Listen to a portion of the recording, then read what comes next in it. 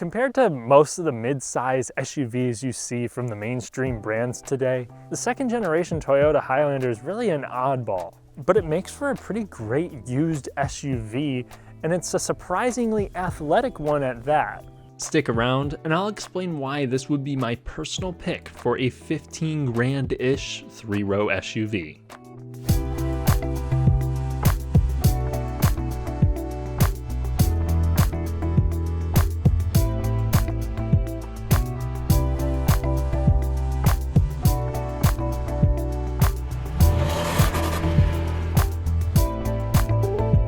If you enjoy detailed, fun reviews on cars from every category, new and old, consider subscribing to the channel and hitting the bell. That way I can make this my long-term career and you get quality automotive content. Thank you. Now back to the video. While it might appear pretty cookie cutter as many Toyota products of this era were, the second gen Highlander is more interesting in the way that it chose to compete against its competitors. So there was a regular version and then there was a hybrid version, and the hybrid, there was just two trims. You had the hybrid, hybrid limited. At the beginning of this generation, you had the base, the sport, and the limited. Later, the sport was replaced with the SE trim. And honestly, the SE here is nowhere near as extravagant as the current XSE for the Highlander. But despite my tester having 130,000 miles, this Highlander is just about as quick as the new V6, and noticeably more spry than the 2021 hybrid I reviewed, but I'll get into that more later. While this generation debuted in 2008, it received a refresh for 2011 that brought a facelift and more standard features. Real quick, I would like to thank Royal South Toyota for letting me review their super clean Highlander today. If you're looking for a new or used Toyota around Bloomington, Indiana, check them out. You did have 8 inches of ground clearance down here and reasonable approach and departure angles, so this should work for some forest roads to a nice camping spot. Around the side of the Toyota Highlander, you'll find an SUV that doesn't look near as minivan-esque as the newer Highlanders do, or things like the Chevy Traverse, GMC Acadia. It looks pretty traditional and clean. You have 17-inch wheels here, but 19-inch rims come on other models, and it can look pretty classy. You'll have keyless entry standard as you would expect.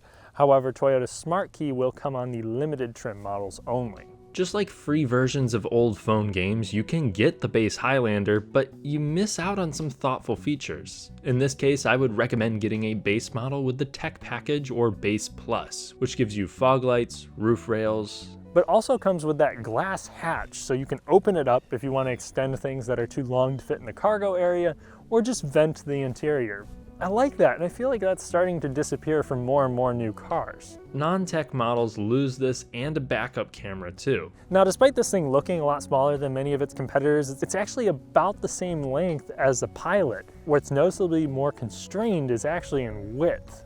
This being a used car review, I want to point out that the power rear gate that came on the limited trim was a common failure point for these. This one has the manual tailgate to let you get a workout in. Toyota of this era was really good at making interiors that did not feel expensive, but felt high quality, and that's what we have here. Where your elbows rest are soft. You have a urethane wheel on the base vehicles. This feels nice. The gauge cluster is very easy to read. Lumbar control is another thing that you got with the Base Plus, so I can find a pretty nice supportive position for myself with these seats. And if you want them to be leather and heated, it's standard on an SE or Limited, something that used to be an option on the Sport trim. So the cabin is comfortable. Part of the premium experience is found in the fit of the panels and the build quality. This feels better put together and the cabin is less noisy than a RAV4. Still, this is not a Lexus when it comes to the details. This one's had a droopy visor. There are a couple ugly gaps and it's full of plastic, but they at least feel durable. It doesn't show its age too clearly when it comes to wear.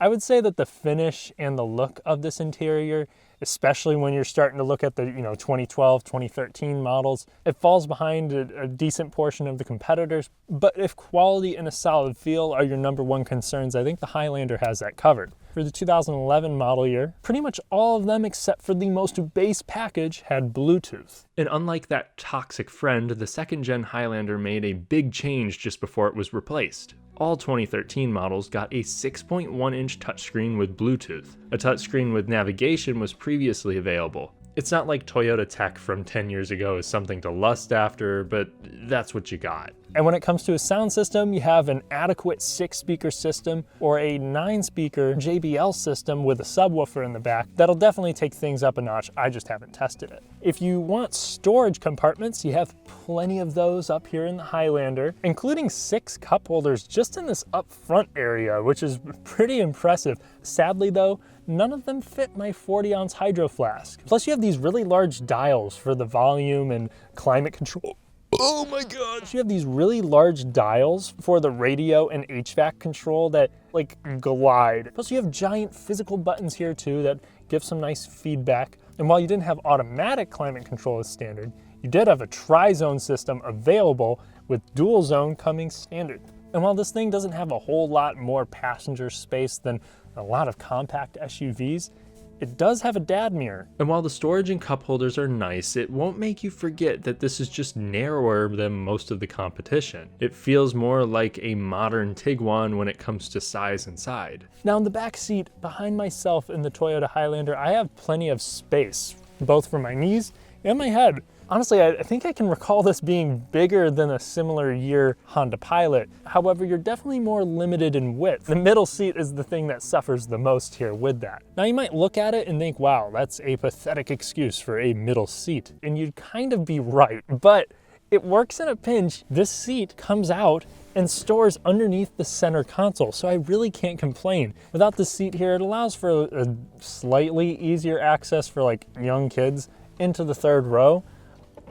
Or you can put this in and have some extra storage in between the seats as well. And it really seems like Toyota put so much thought into this rear seat configuration because yes, you have climate controls back here, even on the base model. You have technically 6 cup holders if you include the 2 that were in the little storage thing. You have cubbies, but they even paid attention to the middle seat here and how when you're lifting it, the latch reveals itself. That way it's not protruding out whenever it's down. And this allows it to slide into its hidey hole smoothly too. Just like other midsizers, the Highlander also has ceiling climate vents standard in the second and third row. You have like true captain seats here for the outboard passengers, and they provide honestly an acceptable amount of support. I'd be comfortable back here for a pretty extended period of time, and all Highlanders will have the ability to recline your rear seats just enough to get yourself into a nice lounging position.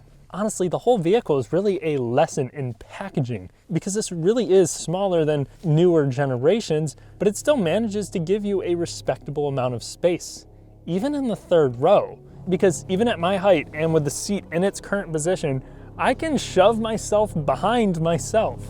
Yeah, I wouldn't be super comfortable back there for an extended period of time. Or really any period of time, but I'm 6'3". This is perfectly fine for kids. Pre-2011 models offered a 5-seat Highlander, but 3 rows came standard in 2011. One quirk, there's a nice tilt and slide back seat function to help people get into the third row, but Toyota only put it on the passenger side. Space-wise, I felt just as cramped in the new Highlander as I did here. The materials are just worse. But I think this is better than the Mazda CX-9 and just only a little bit worse than the Honda Pilot. And there's really not like a huge drop in materials like there was with my Mitsubishi Outlander, which just utilized a metal frame and canvas for the third row seat. And I really wish I was joking. In the trunk of the Toyota Highlander, you're gonna have virtually no space behind the third row seat, but it's still a decently practical space with a pretty high roof. The third row is standard, actually, provides for a flat load floor, and you actually have latches here, so you can shut the rear seat pretty easily. Making for quite a flat floor. This feels a little bigger than a modern Forester or RAV4, but again, not as cavernous as some of the competition, but they did do a good job given the footprint. It's just a smaller SUV than others in the class. The benefit to this comes out when you start to drive it.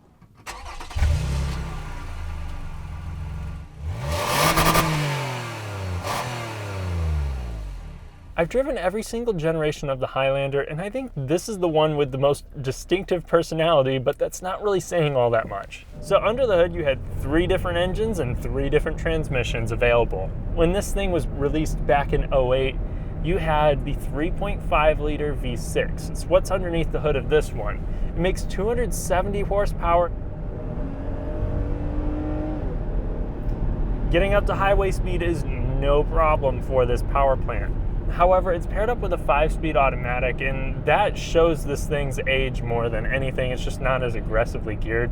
And since it's not too portly, you do have a 4-cylinder that's available. That came out for the 2009 model year, and that's actually a 2.7 liter, but don't associate it with the 2.7 liter in the Tacoma, more based on the 2.5 liter that's in the RAV4. That's gonna make 187 horsepower, 186 pound-feet of torque.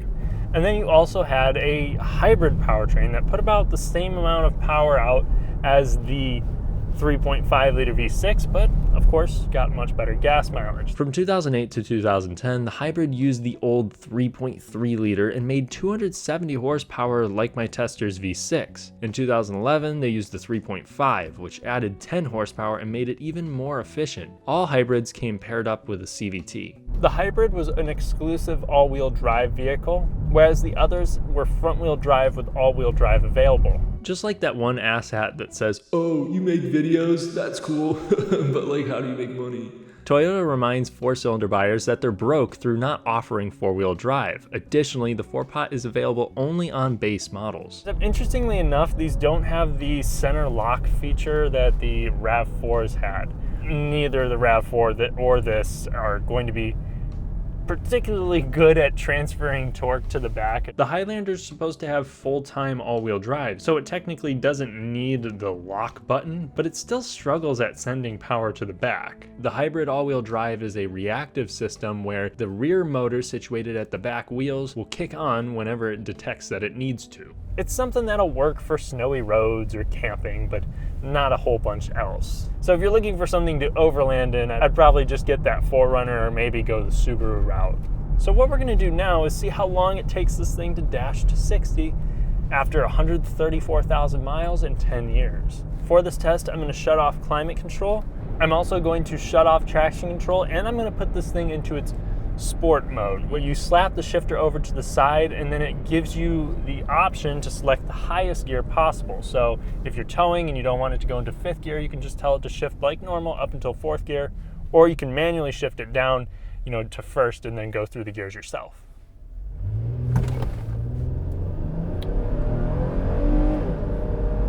Hooked up pretty good, actually. I wasn't completely foot to the floor for the first split second there. 0 to 60 in my first shot there came up in 7.1 seconds. For some context, a Pilot would do the deed in the low to mid 8s when it was new, and Car and Driver had an all-wheel drive V8 Durango hit 60 in 7.4 seconds. Sadly, this thing is just as quick as my old SN95 Mustang GT. While the 5-speed auto is smooth, in order to get it to kick down, you have to punch the gas with malicious intent. Oddly enough, the 4-cylinder gets a 6-speed automatic. And honestly, there's not a huge fuel economy penalty if you go with the V6. Plus, you can tow up to 5,000 pounds. So really, I would recommend the V6 over the 4-cylinder. And if you look at the used market, a vast majority of these are V6. On the road, this definitely feels more substantial than any compact CUV I've driven, as you would expect at this weight and price. But it's a dramatic difference when it comes to noise, vibration, and harshness, and it still feels eager for a family SUV. Now, when it comes to cornering abilities, the Highlander has never been something fun, but I feel like this generation, especially with its more compact dimensions here, was actually not a bad performer. The engine and powertrain can kick down, especially if you're using your sports mode here. You have plenty of that mid-range torque and power that you'd want. The steering is, everything is falling in here. The steering is quick enough, it's tight, pretty direct. There's not really any communication there from the road to the driver through this steering, but I definitely could have worse body roll in here than I do. Really, the thing that's throwing me around the most are these seats, which are just not bolstered, because why would you drive a Highlander like this?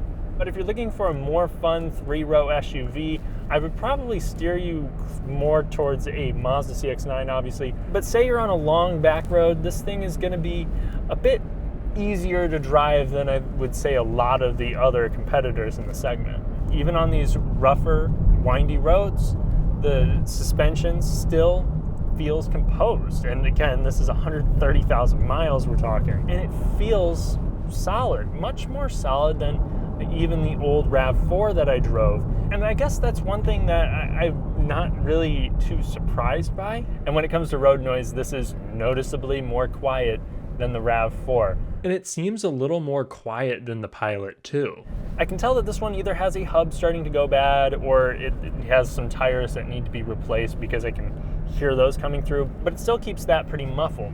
This is a more softly sprung SUV. Yet corners on rough roads don't send the cabin into disarray. It's well dampened and feels sure of itself. Only large potholes resonate inside. At 65 miles per hour, the engine's spinning at about 2,000 RPM, and the direct steering means corrections aren't abundant at that highway speed. This is boring to drive, but it's well-mannered and premium for its era. Now, when it comes to safety features, all of these had side curtain airbags, but there wasn't any like adaptive cruise control or pre-collision mitigation. Blind spot monitoring was also not an option. And a backup camera was an option on the base trim, standard everywhere else. This one has it, and it comes in the tiniest little screen here. It's a little bit better than my Tacoma's mirror unit. It works for most situations, but it doesn't inspire confidence if you're off pavement or in a place that's unfamiliar. However, the Highlander as a whole feels confident, like a dog that realizes it has a whole 36 seconds to devour a chocolate cake that you left unattended on the table while you pee. And your mind will be at ease when it comes to maintaining it too. This is about the most reliable car in the class. The biggest issue was a slow VVT actuator fail in 2008, and some owners reported oil consumption with the 2.7 liter in 2009. Oil lines, that power rear gate, and other small interior and accessory failures are present, but not overbearing. Overall, I'd trust this more than any other car in the class. The Highlander is a tweener. It's not bloated to the point that it feels like a van. The Pilot is more practical and feels more utilitarian. I would say it's better for a more demanding family, but the Highlander is still spacious enough for me to recommend this to a family. But I'd also recommend it to someone looking for a more premium SUV and a reasonable footprint. It's more like a modern day Honda Passport than the more dedicated family hauler that the nameplate has become. And there's nothing wrong with the changes that Toyota has made over the years. Some, including myself, don't want to see cars grow, but isn't that what we all do over time? As we gain more knowledge and mature, we try to make ourselves better for what we see as our purposes. When the Highlander could manage to grow without sacrificing driving dynamics and fuel economy, it became a better vehicle for families. That said, the second-gen Highlander surprised me with its athleticism and exceeded my expectations for second and third row comfort. It might look smaller, but this is well packaged. Plus the V6 makes it a sleeper, it's reliable, and it's comfortable. It won't make your heart race, and the styling inside and out might put you to sleep, but if you're looking for a dependable SUV that can halfway haul ass while hauling a family comfortably, the second-gen Highlander is a stellar pick. If you enjoyed the video, it would mean a lot if you liked, subscribed, and hit the bell. It all helps me with my success in the YouTube algorithm. Thanks for watching. I'll catch you in the next one.